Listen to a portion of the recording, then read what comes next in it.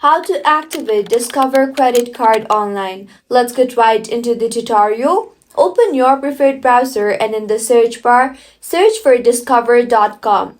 You will be led to the official webpage of Discover. You will see the secure account login pop up on the top right of your screen. Now, if you already have activated and just want to log in, then enter your credentials on the text boxes there. In the user ID text box, enter your username. In the password text box, enter your password. Select your account type and click on the login button, which will get you logged in.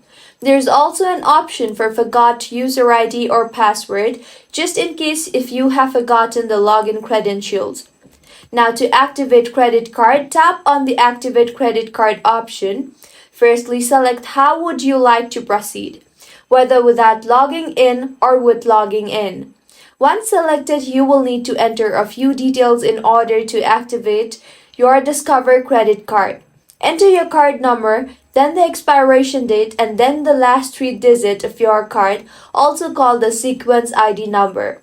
You can also see the pictures on the screen for reference beside every options you have to enter. Also, enter the date of birth and the last four digits of your social security number. Click on Continue now and your Discover credit card account will be activated. If you find this tutorial helpful, do subscribe to our channel. Thank you for staying with us until the end.